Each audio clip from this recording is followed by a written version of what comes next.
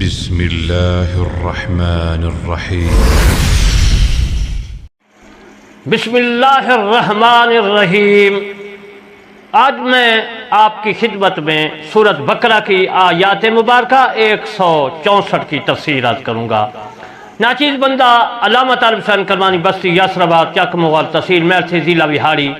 صوبہ پنجاب پاکستان سے عرض کرتا ہوں کہ میں قرآن مجید فرقان حمید کی تفسیر لکھ رہا ہوں جس کا نام ہے تفسیر کرمانی۔ آج میں آپ کو 164 بقرہ کی آیات مبارکہ کی تفسیر آپ کی خدمت میں پیش کروں گا، اور آپ نے اللہ کے احکام کو، قرآن کو،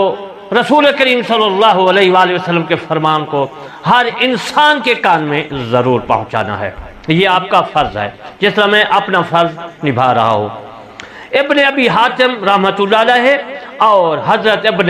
مردویہ رحمۃ اللہ علیہ نے حضرت ابن عباس رضی اللہ تعالیٰ عنہ سے روایت کیا ہے، فرماتے ہیں کہ قریش نے نبی صلی اللہ علیہ وآلہ وسلم سے کہا کہ آپ اللہ تعالیٰ سے دعا فرما دیں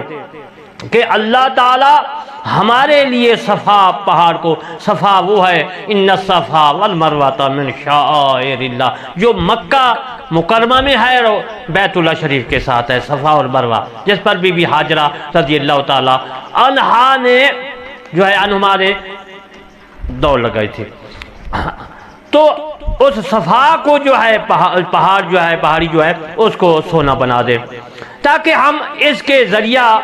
سے اپنے دشمنوں سے قوت حاصل کریں۔ اللہ تعالیٰ نے آپ کی طرف وحی بھیجی، یعنی رسول اللہ صلی اللہ علیہ وسلم کی طرف اللہ نے پیغام بھیجا اور فرمایا کہ ان کو یہ چیز عطا کروں اور ان کے لیے صفا کو سونے کا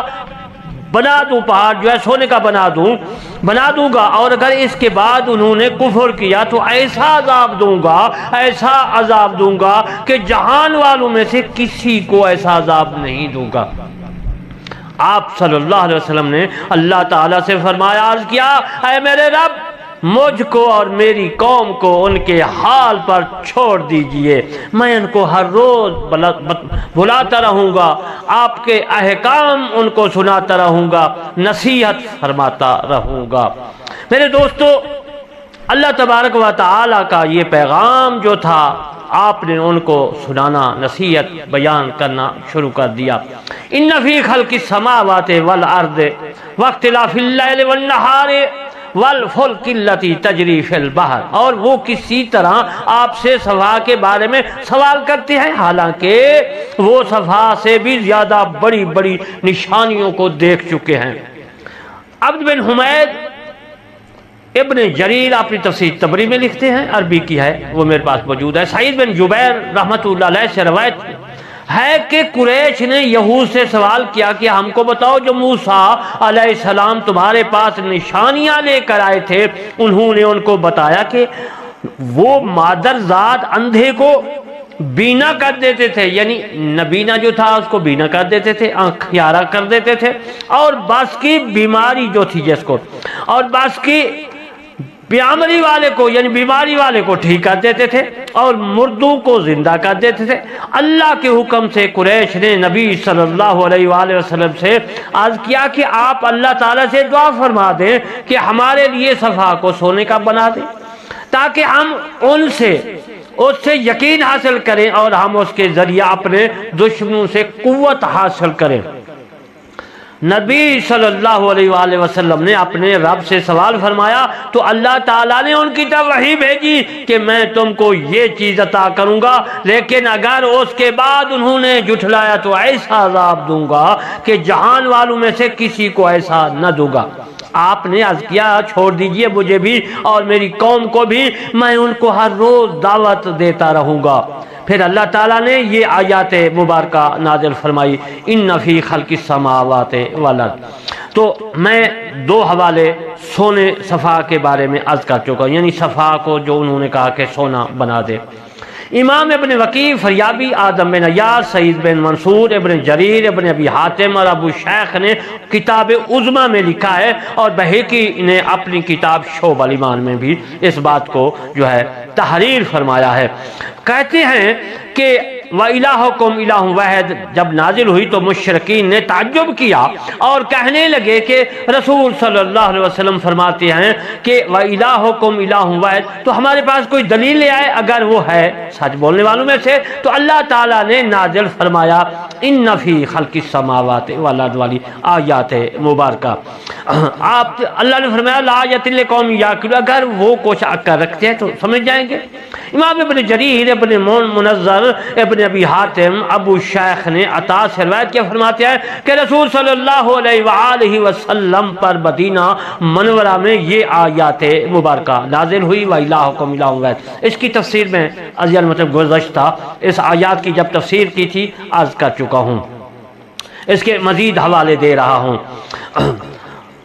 مکہ کے قریش نے کہا کہ ایک معبود لوگوں کے لیے کیسے کافی ہوگا، تو اللہ تعالیٰ نے یہ آیات مبارکہ فرمائی نفی خلق السماوات والارض، تمام آیات مبارکہ۔ اس کے بعد ابن جریر رحمۃ اللہ علیہ، ابن منذر، ابن ابی حاتم اور ابو شیخ نے عطا سے روایت کیا ہے کہ رسول صلی اللہ علیہ وسلم پر مدینہ منورہ میں یہ آیات مبارکہ وَإِلَٰهُكُمْ إِلَٰهٌ، یعنی یہ مدینہ پاک میں سورت تمام جو ہے بقرہ نازل ہوئی ہے۔ امام ابو شیخ نے عظمیٰ کتاب میں لکھا ہے، سلیمان سے روایت ہے، سلمان یعنی فارسی سے روایت کرتے ہیں کہ ایک فرشتہ مقرر ہے جس کو شراحیل کہا جاتا ہے۔ جب رات کا وقت قریب آتا ہے تو وہ فرشتہ ایک سیاہ موتی لے کر اس کو مغرب کی جانب لٹکا دیتا ہے۔ جب سورج اس کی طرف دیکھتا ہے تو پلک چھپکنے سے بھی زیادہ جلدی غائب ہو جاتا ہے۔ اور سورج کو یہ حکم دیا گیا ہے کہ وہ غائب نہ ہو یہاں تک کہ موتی کو نہ دیکھے۔ جب سورج غروب ہو جاتا ہے تو رات آ جاتی ہے، وہ موتی برابر لٹکا رہتا ہے یہاں تک کہ وہ دوسرے فرشتہ سفید موتی لے کر آتا ہے جس کو فرشتے کو براہیل جو ہے کہتے ہیں،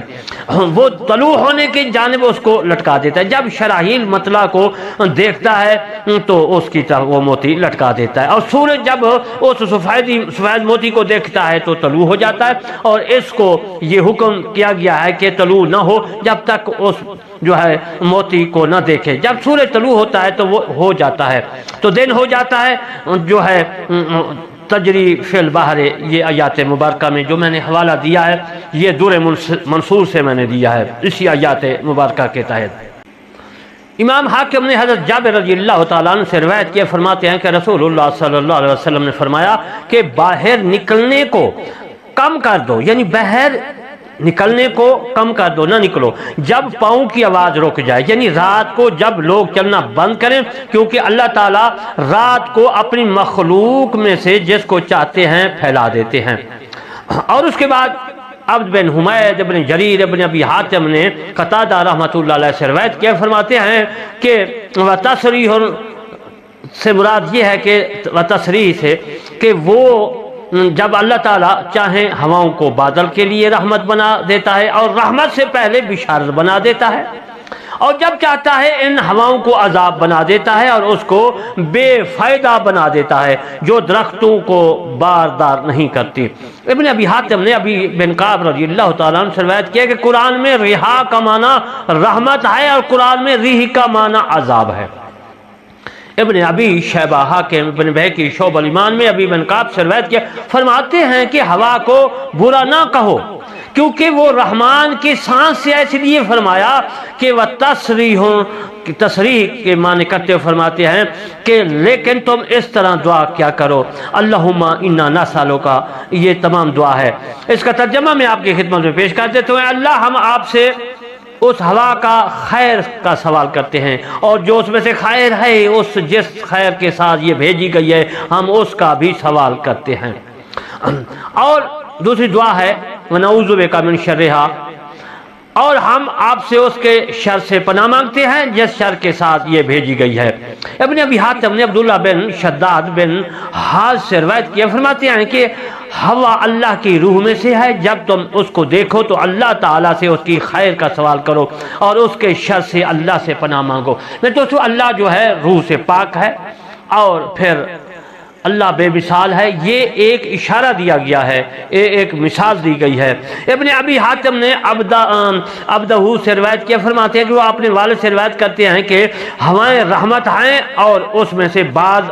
جو ہوائیں ہیں عذاب ہیں۔ جب تم ہواؤں کی آواز کو سنو تو کہو اللہم اجعلنہا، یعنی اے اللہ ہواؤں کو رحمت بنا دے اور ہواؤں کو عذاب نہ بنا۔ وما علینا الا البلاغ المبین۔